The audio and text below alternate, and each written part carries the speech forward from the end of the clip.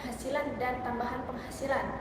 Contoh dari aset bukan hanya dari harta yang kita miliki seperti rumah yang bisa kita sewakan, mobil atau motor yang dimanfaatkan sebagai transportasi perdagangan, HP bagi mereka yang bergerak di bidang ojol seperti Grab, Gojek, Maxim, dan lain-lain. Serta contoh dari aset itu bisa berasal dari diri kita sendiri, yaitu contohnya ada kejujuran, pengetahuan, keahlian, dan kesehatan. Contoh lain dari aset ini bisa kita lihat juga pada seorang penyanyi, di mana seorang penyanyi itu memiliki aset berupa suara. Yang kedua, ada liability. Liability merupakan segala sesuatu yang dapat mengurangi aset. Contoh dari liability bisa berupa rumah, mobil, motor, dan handphone. Dari keempat barang tersebut, memiliki biaya pemakaian, perawatan, serta pajak menyertainya. Contoh lain yaitu ada mesin. Jika mesin tidak dibersihkan dan tidak dirawat setelah digunakan, maka jangkauan waktu penggunaan mesin itu tidak akan lama. Kemudian, contoh dari liability itu tidak hanya dari segi ekonomi, tetapi juga ada pada diri kita sendiri, yaitu kesehatan yang tidak stabil di mana akan memerlukan biaya dalam proses penyembuhannya. Dan juga contoh lain dari liability bisa dilihat dari seorang penyanyi. Jika seorang penyanyi tidak berlatih, maka kualitas suara yang akan dimilikinya akan menurun. Yang ketiga, ada ekuitas. Ekuitas merupakan penghasilan aktif maupun penghasilan pasif yang dapat mengurangi liabilitas dan memberikan penghasilan tambahan.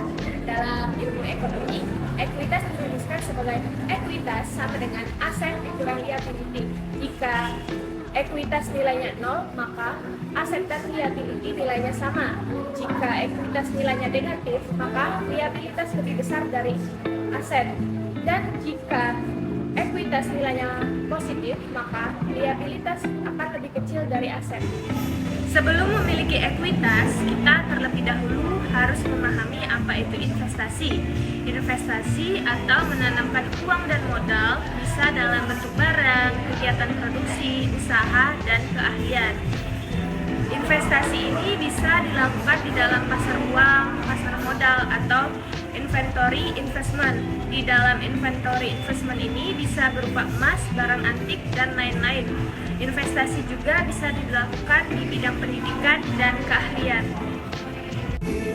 Ada 3 jenis investasi. Yang pertama, investasi langsung atau direct inventory, di mana kita membeli tanah, ruko, hotel, mesin pabrik, dan membangun pabrik. Yang kedua, ada investasi tidak langsung atau indirect investasi, berinvestasi dalam pasar uang dan modal, contohnya membeli deposito, saham, obligasi, reksadana, dan valuta asing. Yang ketiga, ada investasi inventory, berinvestasi dalam bentuk logam mulia, lukisan yang dibeli dari pelukis ternama, dan barang antik. Nah, itu dia penjelasan tentang aset, liability, ekuitas, dan investasi dari saya. Semoga bisa bermanfaat bagi teman-teman semua yang menonton. Don't forget to like, comment, subscribe, and thank you. Wassalamualaikum warahmatullahi wabarakatuh.